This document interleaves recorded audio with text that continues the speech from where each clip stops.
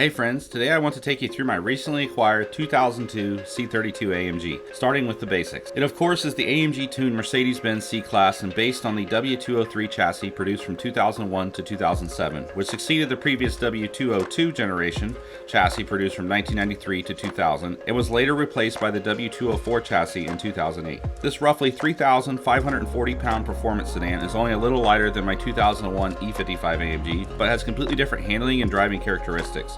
It feels heavier, more planted, and solid than the W210, but does not share that light and nimble feel.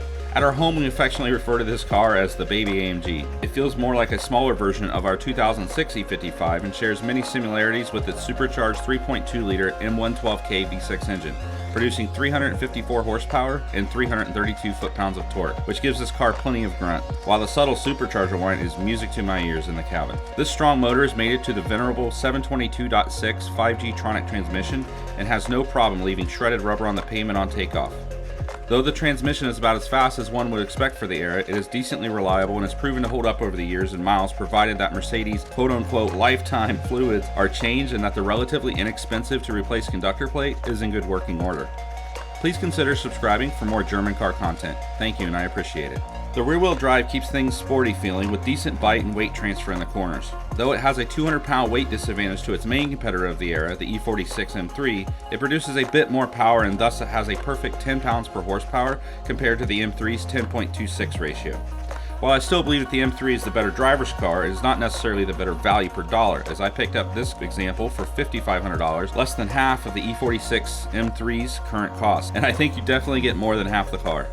As with all becoming more rare enthusiast vehicles, values are on the rise, and I think we are currently in the bottom of the C32 market, as it seems to me that AMGs trail BMW M cars by 1 to 2 years in the same class, so if you're thinking about getting one, I would not suggest waiting. My 2002 example is the first production year of the C32's run and is one of 1,600 imported to the US, so if you're going for rarity, then I suggest getting a 2004, as there was only 219 imported and it has some updates and improvements over the early cars.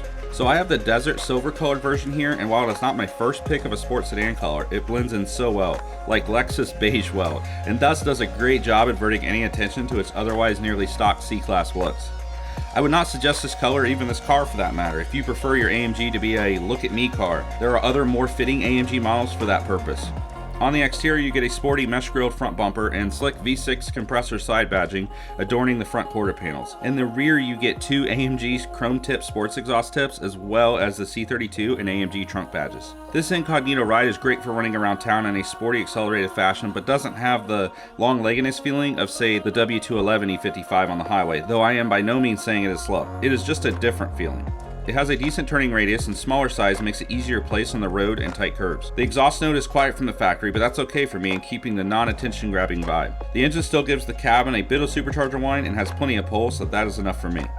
The brakes work well with 4-piston front Brumbos clamping hard on large drilled and slotted 345mm rotors that are thankfully much cheaper replaced than other AMG models, such as the W210 E55's $500 a pair rotors. As far as living with it day to day, it has the usual AMG tax associated with some maintenance costs, but for the most part it's cheaper to maintain than some of the newer AMGs with air suspension and even more complicated electronics. If you care about fuel mileage, well, it just doesn't get that great of mileage, but I don't drive these cars because I want a cheap fuel bill. It gets about the same 18 to 20 miles per gallon that I get from my W210 E55 for context, so I guess it's a bit better than my W211's 12 to 15 miles per gallon, though I drive like a hammering down fool, so your mileage may vary. For the interior, you get sportier, multi-way power leather AMG embossed seats that are firm yet still comfortable. You also get a leather-wrapped AMG 4-spoke steering wheel with indentations for where your thumb sits that is power tilt and telescoping with included memory functions. I find the auto tilt-up feature when taking the key out of the ignition handy for easy entry and exit of the vehicle. On the instrument cluster is a small AMG badge placed above the orange backlit information screen, which has many features including mileage and current speed, as well as the radio status. Of note, this similar instrument cluster was also installed in the AMG G-Wagons of the era. Under the steering column you will find the hood release latch and right next to it, the OBD2 port. On the shift knob is the C32 label to remind you when you shift into drive what you are in. Also, the C32 stitched floor mats are quite rare now and hard to come by as they stopped production, so if you get a C32 and these are still installed, consider yourself lucky. The interior is roomy enough for my wife and 3 children, but is not as comfortable as our E or NES class. The trunk is decently sized and also has these red labeled levers that are great to fold the seats down for hauling longer objects if needed. This is a handy feature that surprisingly is not shared with either of my E55s. My car didn't come with a spare, but came with a can of Mercedes branded Fix-A-Flat. It would be a bit more useful though if I had the factory standard air compressor as well. I still need to get that. I have the Bose radio audio system that does not have Bluetooth and is a single DIN unit, which allows this handy storage compartment that I use to store my phone.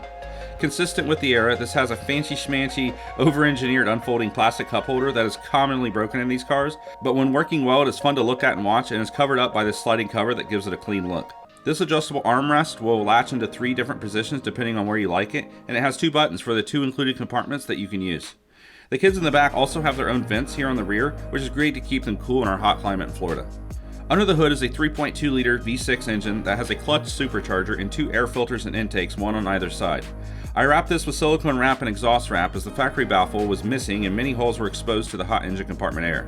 Conveniently, as with many German cars, the oil filter cap is right here and contains a ribbed element, so it's quite easy to change. It is worth noting that this car uses 12 spark plugs and 6 coil packs, so I recommend getting this handy wrench if you replace yours on the M112 and M113 Mercedes lines of engines. Up here on the left is the battery cover that also contains the activated charcoal filter for a cabin air intake. So every one of my AMGs has a battery in a different location so far. This one under the hood, my W210 has a battery under the seat, and the 06 E55 has a smaller one in the same place, and then also the main battery in the trunk. This wraps up the review, so I hope you enjoyed the tour of my baby AMG, and if you have any questions or comments, let me know below. Happy driving, and I hope that you enjoy your ride as much as I do mine. Bye for now.